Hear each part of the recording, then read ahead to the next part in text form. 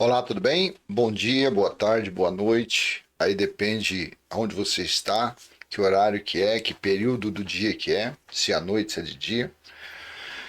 Qual a importância do sinal de Jonas para a volta de Cristo? É isso mesmo. Qual é a importância do sinal de Jonas para a volta de Cristo? Em Mateus, capítulo 12, versículo 38 em diante, assim está escrito.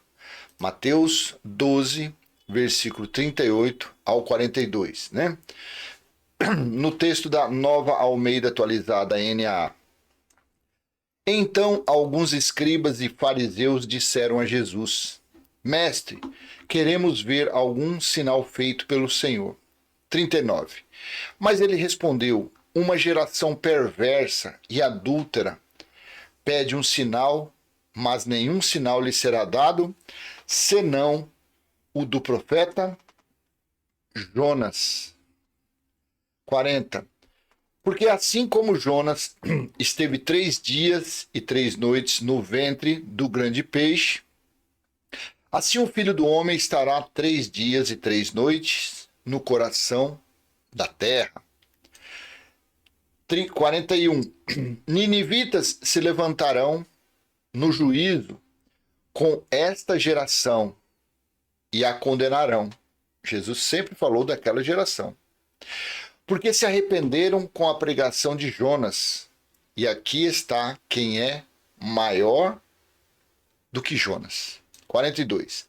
A rainha do sul se levantará no juízo com esta geração e a condenará, porque veio dos confins da terra para ouvir a sabedoria de Salomão, e aqui está quem é maior do que Salomão. Então veja nesse trecho aqui do 38 ao 42, esse sinal de Jonas trata-se da morte carnal, que ele foi oferecido como oferta, como libação, para tirar os pecados dos judeus. E ele disse aqui, nesse sinal de Jonas, nessa parte, ele se referiu ao sinal de que Jonas ficou dentro, na barriga de um grande peixe, sabe lá o tamanho disso, e assim também ele ficaria 3 dias e 3 noites até que ele ressurgisse, né? Jonas, por rebeldia, também ficou, no caso também não, Jonas ficou ali num compartimento dentro de um grande peixe por 3 dias e por noite, depois ele voltou, foi levado novamente a Nínive, porque ele tinha que anunciar a destruição daquela cidade, a destruição daquele povo, se eles não se arrependessem, se eles não se consertassem. Então, nessa parte, Jesus usou este sinal dos 3 dias e das 3 noites, que assim, na quinta-feira à noite, na quinta-feira à tarde, ele entregou o Espírito, quinta para sexta, sexta para sábado, sábado para domingo. Deu 3 dias e 3 noites. Se for na sexta-feira, como a religião faz, só vai dar 2 dias e 3 noites. Aí a conta não fecha. Agora, quando você tem que ele participou da Páscoa na quarta-feira à noite, e amanhecendo, quinta-feira ele foi preso, foi entregue ali, foi caguetado por Judas, aí a conta fecha, 3 dias e 3 noites. Então, foi duas passagens que Jesus usou os sinais de Jonas. Esse da ressurreição, dos 3 dias, né? Esse foi um sinal. Mas fora esse, teve outro sinal. É no outro sinal, o outro sinal é o que reforça a volta de Cristo, é o que reforça o juízo que ocorreu em Jerusalém contra a nação de Israel, contra a prostituta do Apocalipse. Então é no outro sinal. E aonde está esse outro sinal? Vamos ler. Está em Mateus capítulo 16, versículo do 1 ao 4. Aqui já é outro sinal. Aqui já não é o sinal dos 3 dias e 3 noites. Aqui não é o sinal de Jonas na barriga do grande peixe. Não, aqui não. Aqui já é diferente. Olha aqui, ó. Capítulo 16, versículo 1 ao 4. Os fariseus e os saduceus se aproximaram de Jesus e tentando, pediram-lhe que lhes mostrasse um sinal vindo do céu. 2. Mas Jesus respondeu: chegada a tarde, vocês dizem, teremos tempo bom, porque o céu está avermelhado. 3. E pela manhã, vocês dizem, hoje teremos tempestade, porque o céu está de um vermelho sombrio. Na verdade, vocês sabem interpretar a aparência do céu. Então, como não são capazes de interpretar os sinais dos tempos? 4. Uma geração perversa e adúltera pede um sinal, mas nenhum sinal lhe será dado, senão o de Jonas. E deixando-os, Jesus se retirou. Veja que nesta parte, nesse escrito, não está os 3 dias.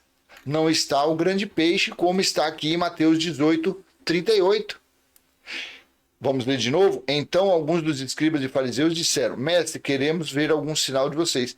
Mas ele respondeu, uma geração perversa e adúltera pede um sinal, mas nenhum sinal lhe será dado, senão o de profeta Jonas. Porque assim como Jonas esteve 3 dias e 3 noites no ventre do grande peixe, assim o Filho do Homem estará 3 dias e 3 noites no coração da terra. Você entendeu?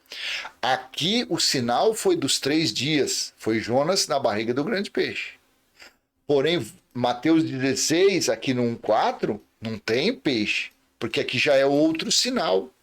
Uma geração perversa e adúltera pede um sinal, mas nenhum sinal lhe será dado, senão o de Jonas. E deixando-os, Jesus se retirou. É esse sinal que é o que importa para que você venha entender a respeito do juízo de Cristo, do juízo de Deus. É esse sinal que te mostra que é interessante para que você venha entender a destruição de Jerusalém, a destruição do templo, porque Jesus falou que não ficaria pedra sobre pedra, seria tudo derrubado. Jesus no Monte das Oliveiras falou isso para os seus discípulos. E quando você vai ver esse sinal que Jonas falou, desse sinal que Jesus falou a respeito de Jonas, está no capítulo 3, versículo 4 de Jonas. Olha que interessante. Jonas começou a percorrer a cidade caminho de um dia e pregava dizendo, ainda 40 dias e Nínive será destruída. Olha o sinal da destruição de Jerusalém. Jonas começou a percorrer a cidade caminho de um dia e pregava dizendo, ainda 40 dias e Nínive será destruída. Quando Jesus falou isso aqui, no versículo Mateus 16, versículo 4, que não se tratava dos 3 dias, Jesus estava falando que dessa data, há 40 anos, iria se cumprir o quê? Iria se cumprir a destruição, iria se cumprir o sinal de Jonas. Porque Jesus falou que daquela geração não passaria sem que tudo acontecesse. Não foi isso que ele falou em Mateus 24, 34? Em verdade, lhes digo que não passará esta geração sem que tudo isso aconteça. Como você sabe disso? É só você ler o capítulo 24 inteiro. É só você ler Marcos 13 e Lucas 21. São 3 capítulos escatológicos. São 3 capítulos que Jesus falou as coisas que precederiam, as coisas que aconteceriam antes da sua volta, antes da queda do templo, antes da destruição de Jerusalém e antes do fim dos tempos. Ele disse isso. Em Mateus capítulo 24, olha aqui, ó, Mateus 24, versículo do 1 ao 3. No comecinho está assim, ó. Mateus 24, olha lá. Jesus saiu do templo e, enquanto caminhava, os seus discípulos se aproximaram para lhe mostrar as construções do templo. Versículo 2. Ele, porém, lhes disse, vocês estão vendo todas essas coisas? Em verdade lhes digo que não ficará pedra sobre pedra que não seja derrubada. Versículo 3. Jesus estava sentado no Monte das Oliveiras com os discípulos, quando os discípulos se aproximaram dele e, em particular, lhe pediram, diga-nos quando essas coisas vão acontecer e que sinal haverá da sua vinda e do fim dos tempos. Ou seja, a volta dele, a queda do templo e o fim dos tempos. Aí quando você desce lá para o versículo 34, foi quando ele falou isso. Em verdade, lhes digo, não passará esta geração sem que tudo aconteça. A geração é a nossa ou a geração foi a geração dele foi a geração dos 70 anos. Porque em Lucas 21:32 também está escrito isso. Em verdade lhes digo que não passará essa geração sem que tudo isso aconteça. Passará o céu e a terra, porém as minhas palavras não passarão. Mas de onde ele tirou isso? De que profecia? De que livro? Daniel capítulo 24, Daniel capítulo 9, versículo 2. Olha o que Daniel fala. No primeiro ano do seu reinado, eu, Daniel, entendi pelos livros que, de acordo com o que o Senhor havia falado ao profeta Jeremias, a desolação, a destruição de Jerusalém iria durar 70 anos. Você entende?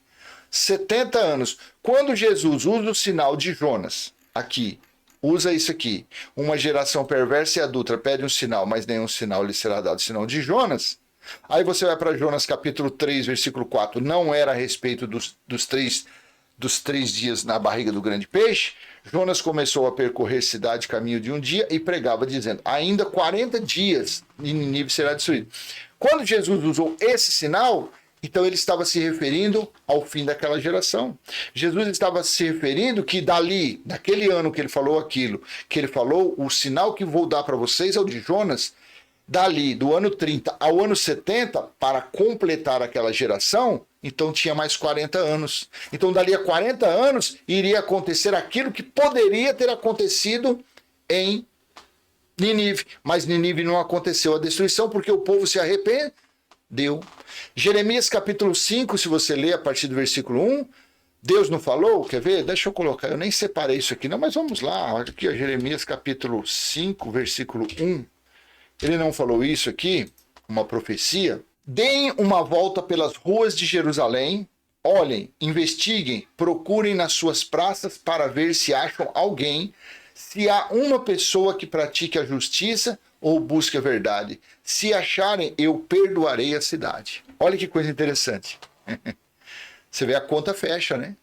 A conta fecha. Então, qual a importância do sinal de Jonas para a volta de Cristo? A importância foi isso. Quando você tem esse entendimento, quando você consegue alcançar esse entendimento maduro das profecias, entendimento maduro do dia do Senhor de Apocalipse, capítulo 1:10, quando você consegue entender o livro do Apocalipse, você vê que a conta fecha. Você entende o porquê que aconteceu a destruição em Jerusalém, o porquê que aquela cidade foi cercada, o porquê que aquela cidade foi destruída, o porquê que as pessoas, cerca de 1 milhão de judeus foram mortos, cerca de 1 milhão de judeus foram levados escravos, e 1 milhão de judeus passou pelo fogo, foram purificados como ouro e prata. O batismo de fogo, como João Batista diz, eu batizo com água, mas vem um mais importante que batizará vocês com o Espírito Santo, que foi o Espírito derramado nos últimos dias, e com fogo, que foi o juízo do ano 70. Então esse é um entendimento maravilhoso. Porque assim aconteceu, e também Jesus falou em Lucas capítulo 19, versículo do 41 ao 44. Jesus falou, anunciou que Jerusalém seria cercada e destruída. Olha aqui, ó. Lucas 19, 41. Quando Jesus ia chegando a Jerusalém, vendo a cidade, chorou por ela. 42. Dizendo, se você soubesse ainda hoje o que é preciso para conseguir a paz. Mas isto está agora oculto aos seus olhos. 43. Pois virão dias em que os seus inimigos cercarão você de trincheiras e apertarão o cerco por todos os lados. 44. E vão arrasar você e matar todos os seus moradores. Não deixarão pedra sobre pedra, porque você não reconheceu o tempo em que Deus veio visitá-la. Claro, Jesus de Nazaré revestia Cristo. Ali dentro daquele corpo carnal, ali atrás daquele véu chamado Yeshua, Jesus de Nazaré, o Filho do Homem, ali dentro estava Cristo, estava Deus, estava o Elohim, estava o Alfa e o Ômega. Então veja que Jesus falou, quando ele chegou em Jerusalém, ele chorou pela cidade. Porque ele sabia que era naquela geração iria acontecer as tragédias. Também ele disse em Lucas capítulo 23, versículo 26 em diante, ele disse isso aqui, ó. Olha que coisa interessante. Lucas capítulo 23, 26 em diante. E, enquanto o conduziam, eles agarraram um sirineu chamado Simão, que vinha do campo, e puseram-lhe a cruz sobre os ombros, para que a levasse após Jesus. 27. Uma grande multidão de povo o seguia, e também mulheres que batiam no peito e o lamentavam. Porém, Jesus, voltando-se para elas, disse, olha aqui, filhas de Jerusalém, não chorem por mim, chorem antes por vocês mesmas e por seus filhos. Porque virão dias em que se dirá bem-aventuradas as estéreis, que não geraram nem amamentaram. Naqueles dias dirão aos montes, caiam em cima de nós, e as colinas cubram-nos. 31. Porque se isto é feito com a madeira verde, o que será da madeira seca? Veja que Jesus não estava falando isso para as mulheres da nossa geração. Jesus não estava falando isso nesse ano de 2024. Jesus não falou isso no ano 2000. Jesus não falou isso na Primeira Guerra Mundial, na Segunda... Não. Jesus falou isso quando ele estava sendo conduzido para ser pendurado, quando ele estava sendo conduzido para ser oferecido como libação, como oferta, como sacrifício. Ele disse às mulheres daqueles dias, aquelas que estavam chorando por ver o sofrimento dele, por ver ele sendo levado, conduzido a socos e pontapés pelos soldados romanos. Hã? É um absurdo isso. Aí a pessoa traz isso para os dias de hoje. A pessoa não consegue entender que tudo isso, tudo que Jesus falou, aconteceu na geração dos 70 anos. Qual era o sentido? Por que Jesus estava falando para aquelas Marias, para aquelas mulheres que estavam lamentando, chorando pelo sofrimento dele? Por que ele usou aquele tempo? Filhas de Jerusalém, não chorem por mim, chorem por vocês e pelos seus filhos. Porque o juízo viria naquela geração. Porque o castigo viria naquela geração. Porque assim como foi dito do Jonas anunciando a destruição de Nínive dali a 40 anos, há 40 dias, Jesus anunciou também. Jesus usou o sinal de Jonas para mostrar aos fariseus, aos líderes religiosos. Vejam, o sinal de Jonas, vocês entenderão, é através do sinal de Jonas, quando ele se cumprir, que se dará a destruição de Jerusalém, que se dará o cerco, porque foi em 69 que Jerusalém foi cercada. Então esse sinal de Jonas é algo muito, muito importante. Muito, muito importante. Você entende como que é? Se você não entende esses mínimos detalhes, se você não consegue entender essas mínimas profecias bem ali, bem ocultas, que estão nas entrelinhas, você não vai entender a Bíblia, você não vai entender o dia do Senhor. Você entende? Olha o que Jesus também falou a respeito do que iria acontecer, a respeito do cerco de Jerusalém. Quando Jerusalém fosse cercada de exército, então era para saber que tinha chegado a sua devastação, que tinha chegado a sua destruição. Lucas capítulo 21, versículo 20 ao 24. Olha aqui, Quando, porém, vocês virem Jerusalém sitiada de exército. Jesus falou assim, ele estava no Monte das Oliveiras, falando com seus discípulos. Aqui, aí ele chega no versículo 20 de Lucas 21. Quando, porém, discípulos, vocês virem Jerusalém cercada de exércitos, saibam que está próxima a sua devastação.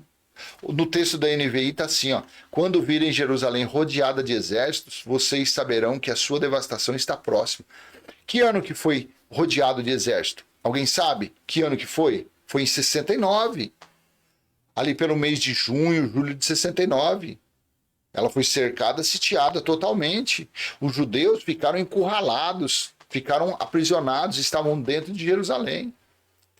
Ainda mais que foi numa época da festa da Páscoa, a festa que atraía todos os judeus, todos aqueles que receberam os mandamentos da lei da Páscoa, eles se reuniam, então tinha milhões de pessoas ali dentro, tinha muita gente. Foi justamente nessa época que foi escolhido para Jerusalém ser cercada, ser sitiada. Então ele disse aos discípulos, e aquilo aconteceu naquela geração. Discípulos, quando vocês verem Jerusalém cercada, saiba que chegou a sua destruição. No versículo 21 diz assim, então os que estiverem na Judéia fujam para os montes, os que estiverem na cidade não saiam. saiam, e os que estiverem no campo não entrem na cidade, pois esses são os dias da vingança. Vingança de quem? A vingança de Cristo, a vingança de Deus, a cobrança de contas, o dia da ira, em cumprimento de tudo que foi escrito. Então a religião é uma fraude, a religião é uma mentira, não adianta. A teologia é um engano, a teologia é um lixo, a teologia é um poço de mentira. Porque Jesus disse que quando Jerusalém fosse cercada, quando Jerusalém fosse sitiada.